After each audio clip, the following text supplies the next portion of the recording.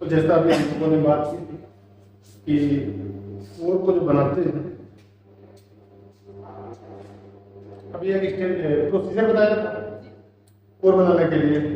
जैसे कि आपने पहले मोल्डिंग सैंड तैयार की, मोल्डिंग सैंड के बाद जब मैंने बताया कोर मेकिंग, तो मैंने बोला था जो प्रिपेयर्ड मोल्डिंग सैंड है उसको किसी एक स्पेसिफिक साइज या शेप के सांचे में मिट्टी को दबाया जाएगा। ठीक है, वो जो सांचा होगा उसी को बोलते हैं बॉक्स, और कोर बॉक्स बोलते हैं क्योंकि उसको कोर बनाने के लिए हम इस्तेमाल कर रहे होते हैं एक बॉक्स का, और उस बॉक्स के अंदर एक कैविटी बनाई जाती है जिस साइज या जिस शेप का, जिस डिजाइन का कोर आपको बनाना है। क्योंकि जिस डिजाइन का आप यहाँ पर कैविटी बनाएंगे कोर बॉक्स के अंदर, इस कैविटी में आप कोर सैंड को फिल करेंगे, दबाएंगे, ठंडा होगा, सूखेगा। ठीक है, जब सॉलिड हो जाने के बाद जब आप उसको निकालते हैं तो आपका वो जो प्रोडक्ट बनकर तैयार होता है उसको कोर बोलते हैं। इस कोर को फिर आप मोल्डिंग कैविटी के अंदर प्लेस करते थे, जिससे कि कंपोनेंट में जो इंटरनल जो डिजाइन बन रही थी होल की या कैविटी की, वो इसी कोर के ही साइज के अनुरूप बनेगी। तो बात यहाँ से शुरू होती है कि कैसा प्रोडक्ट के अंदर आपको डिजाइन सेम साइज चाहिए, तो उसी सेम साइज का कोर आपको बनाना है। तो कोर बनाने के लिए जो कोर बॉक्स होगा, कोर बॉक्स के अंदर एक कैविटी बनानी पड़ेगी उसी साइज की और उसी शेप की, जिस साइज और शेप का कोर आपको चाहिए। ठीक है, तो अलग अलग स्थितियां, अलग अलग कंडीशन, अलग अलग डिजाइन के हिसाब से कुछ कोर बॉक्स के टाइप होंगे, जिसमें जो आपने अभी देखा था प्रोसीजर में कोर मेकिंग प्रोसीजर। तो कोर मेकिंग में यही हम बता रहे थे कि जो आपकी प्रिपेयर्ड कोर सैंड है, इसको इस कैविटी के अंदर या बॉक्स के अंदर जो कैविटी बनी हुई है इसके अंदर आप दबाएंगे, फिल करेंगे, लाइन करेंगे। ठीक है, तो हम बात करेंगे कोर बॉक्स की, जिसके अंदर कैविटी है और उस कैविटी में सैंड को फिल करके आप कोर प्रिपेयर करें। तो कोर बॉक्स आपके बेसिकली कितने टाइप के हो सकते हैं? पहला तो आपका हो जाता है हाफ कोर बॉक्स। इसका मतलब ये है कि जैसे हम लोगों ने पैटर्न देखा था ना, पैटर्न में जैसे कोई आपको सर्कुलर रॉड बनानी, मान लीजिए कि ऐसे भी सर्कुलर रॉड चाहिए होगी। अब तो हम कोर की बात कर रहे हैं, यानी कि इंटरनल जो कैविटी बनेगी वो सिलेंड्रिकल या सर्कुलर कैविटी बनेगी। ठीक है, तो हमें कोर बनाना है सर्कुलर सिलेंडर टाइप का। तो हम करते क्या है, सेंटर लाइन से आधा पीस हम कहीं दूसरी जगह बनाएंगे एक बॉक्स में, और आधा पीस किसी दूसरे बॉक्स में बनाएंगे। ठीक है, इस वजह से इसका नाम है हाफ कोर बॉक्स। यानी कि जो आप देख रहे हैं यहाँ पर एक पूरे सांचा टाइप का है, इसके अंदर एक इस तरीके की वो कैविटी बनी हुई है हाफ। ठीक, तो ये जो कैविटी है, इस कैविटी में आप वो जो कोर सैंड है उसको आपने भर दिया, पूरा दबा दिया। ठीक है, सूख जाने के बाद आप उसको बाहर निकालते हैं तो इस तरीके की कोर आपको बनकर तैयार होगा। ये कोर सर्कुलर है लेकिन हाफ पार है। ठीक है, इसी तरीके से किसी दूसरे कोर बॉक्स में भी सेम इसी साइज का एक पार्ट बनाएंगे। अब एक हाफ पार्ट उधर हो गया, ऐसे एक हाफ पार्ट इधर हो गया, दोनों हाफ पार्ट को एक साथ जोड़ देते हैं, सीमेंट से चिपका देते हैं, तो कंप्लीट एक सिलेंडर आपको मिल जाता है। एक सर्कुलर कंपोनेंट को मिल जाएगा। उस कंपोनेंट को आप कैविटी के अंदर प्लेस करेंगे, जिससे कि जो पैटर्न जो आपका मोल्डिंग प्रोडक्ट आएगा, कास्टिंग प्रोडक्ट, वो एक होलो स्पेस का। ठीक है, बात समझ में आ रही है? तो ये आपका हो गया हाफ कोर बॉक्स। एक सांचा बनाएंगे और उसमें सिलेंड्रिकल कंपोनेंट का हाफ पोर्शन, हाफ कैविटी बना देंगे। इसी तरीके से दो अलग अलग बॉक्स में दो कैविटी बना के एक साइड कोर बना लेंगे आधे आधे, और दोनों आधे आधे कोर को एक साथ उठा के सीमेंट की हेल्प से चिपका देंगे। दूसरे टाइप का आपका होता है डंप। डंप का मतलब ये है, डंप मतलब कोई चीज थोड़ा सा डेप्थ की हो, गहराई तक हो और एक पास में बनाना हो। ठीक है, डंप मतलब है कोई ऐसी हमारी कैविटी हो जाएगी जो ब्लाइंड टाइप की हो, कि आर पार ना हो, हाई डेप्थ तक की कोई कैविटी हो। एक कोर जैसे कि हम यहाँ पर मान लीजिए कि ऐसे रेक्टेंगुलर क्रॉस सेक्शन या स्क्वायर क्रॉस सेक्शन का कोई कंपोनेंट आपको बनाना है, या इस रेक्टेंगुलर या स्क्वायर क्रॉस सेक्शन का कोई होल बनाना है किसी कंपोनेंट में, तो उस होल को बनाने के लिए कोर आपको उसी रेक्टेंगुलर या स्क्वायर शेप का चाहिए होगा। ठीक है, इस कोर को बनाने के लिए जो कोर बॉक्स बनाएंगे, उस कोर बॉक्स के अंदर जो कैविटी होगी वो इसी शेप की होगी, रेक्टेंगुलर या स्क्वायर, है ना।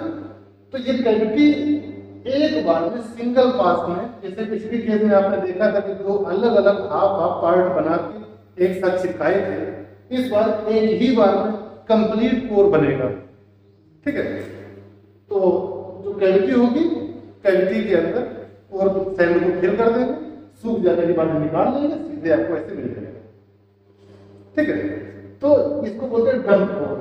डंप कोर थोड़ा सा जो कोई इजी टाइप की जो कंपोनेंट या कोई डिजाइन शेप होगी, उस इजी टाइप की शेप को एक सिंगल पास में किसी एक सांचे के अंदर फिट करके बना देंगे, उसको डंप कोर बोलेंगे।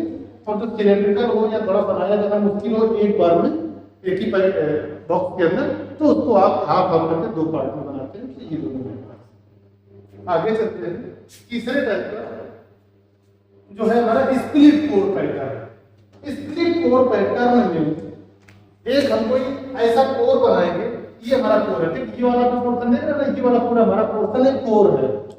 कोर के एक साइड में दूसरे टाइप के डिजाइन है, आप देख रहे हैं ऐसे ऐसे ऐसे ऐसे ऐसे, ये एक डिजाइन आपको मिल रही है।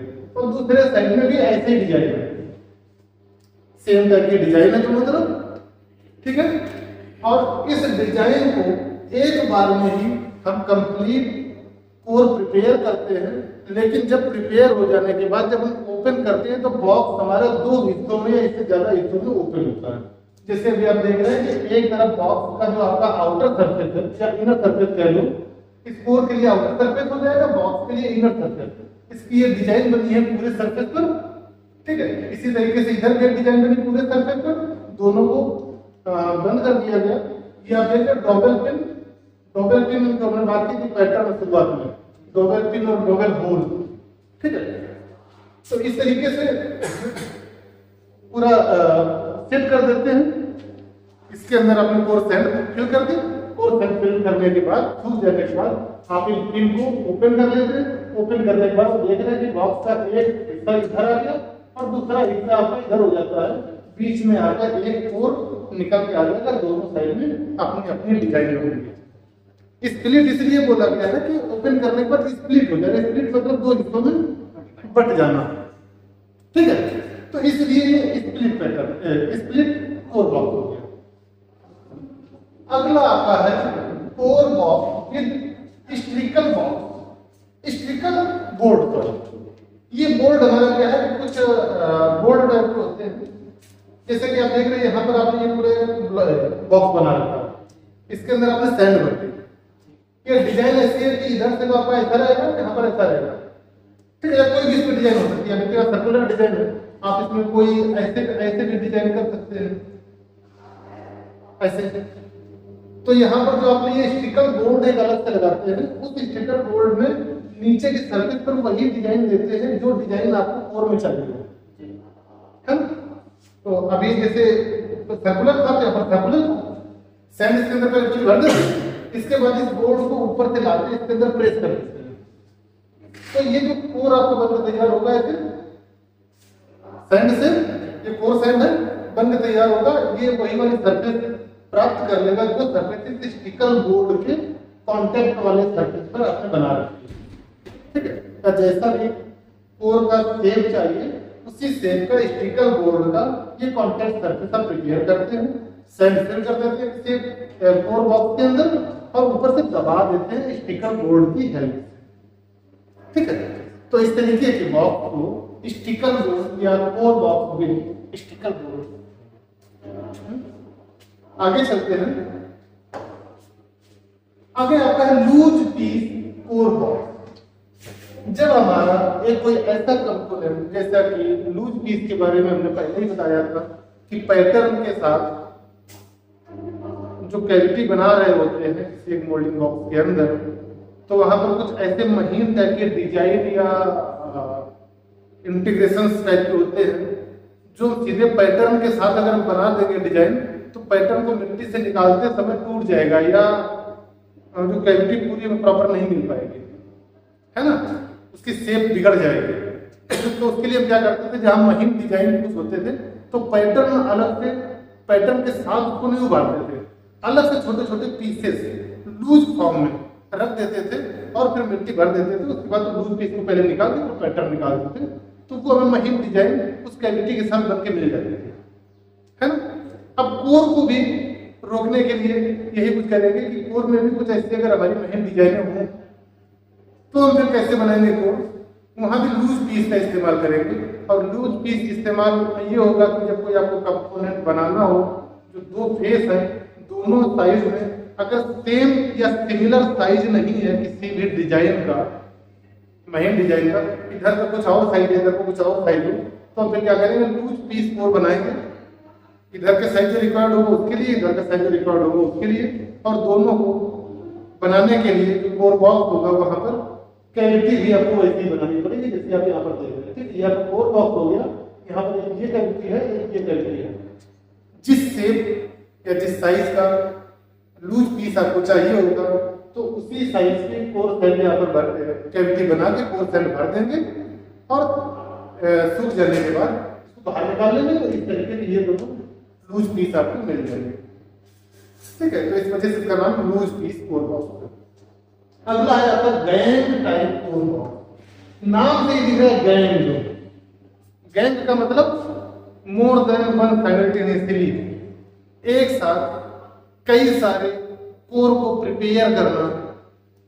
ठीक है, एक गैंग के रूप में प्रिपेयर करना। अगर इसकी कोई व्यवस्था किसी एक कोर बॉक्स के अंदर करते हैं तो उस कोर बॉक्स को बोलेंगे गैंग कोर बॉक्स। ठीक है, गैंग में जैसे यहाँ पर आपने देखा डायग्राम में, एक कोई हमारा ये बॉक्स बना हुआ है, इस बॉक्स में छोटी छोटी कई सारी कैविटीज बना देते हैं। ठीक है, जो भी साइज रिक्वायर्ड होगा कोर बनाने के लिए उतनी कैविटीज एक ही बॉक्स में बना देंगे और एक ही बॉक्स में कोर सेल फिल कर देंगे, रैम कर देंगे। ठीक है, बेक हो जाने देंगे, इसके बाद निकाल लेंगे, सारी चीज साइमल्टेनियसली बनकर तैयार हो जाएंगे। तो इस तरीके के कोर बॉक्स को बोलेंगे गैंग कोर बॉक्स। ठीक है, तो ये आपका हो गया कोर बॉक्स। और आई थिंक मुझे लगता है कि कोर और पैटर्न में सारी चीजें क्लियर हो गई हैं। थोड़ा सा मैंने चैपलेट के बारे में बताया था, कुछ याद है?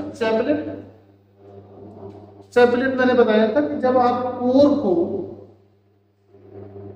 खासकर मैं जब बैलेंस कोर की बात कर रहा था, कुछ याद है? बैलेंस कोर कि जैसे कोई कैविटी है, कैविटी के अंदर आपको कोई कोर रोकना है, आर पार पूरा होल नहीं बनाना है, आधा का होल बनाना है प्रोडक्ट के अंदर, तो एक साइड से आप इसको ऐसे होल्ड करा देते और अपने वेट से बैलेंस रहता था।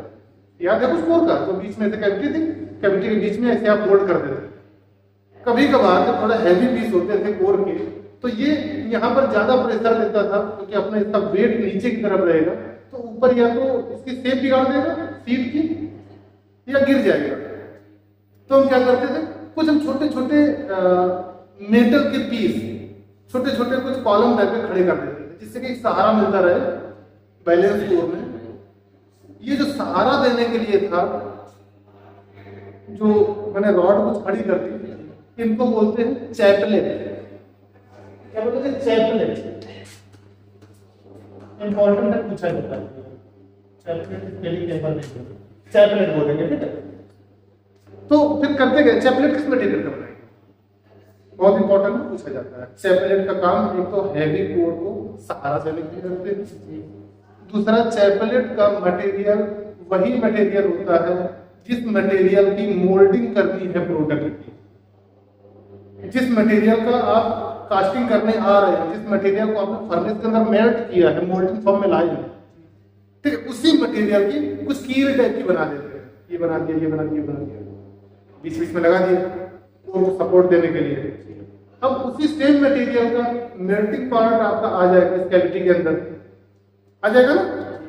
तो क्या होगा, जब मेल्टिंग पॉइंट सेम मटेरियल का है तो इसके साथ संपर्क बना के इसको भी मेल्ट कर देगा। मेल्ट कर देगा, मटेरियल आपका भर जाएगा। तब तक कोर आपका मटेरियल भर जाने की वजह से गिरने का चांस खत्म हो जाएगा, है ना। और बाद में जब आपका प्रोडक्ट बनकर तैयार होगा तो फिर आप कोर निकालेंगे, क्योंकि ये जो आपने रॉड लगाई थी वो तो सेम मटेरियल की थी, वो फैमिलियर हो चुकी होगी और उसी एक होमोजीनियस मटेरियल का प्रोडक्ट आपका बनकर तैयार हो जाता है। तैयार होने के बाद फिर आप ढूंढ नहीं पाएंगे कि चैपलेट हमारे कहाँ चले। ठीक है, ध्यान रखना, चैपलेट इंपॉर्टेंट। तो ये आपका हो गया। इसके बाद अब हम बात करेंगे मेन कास्टिंग की अगली क्लास में, मोल्ड और मोल्डिंग सैंड की।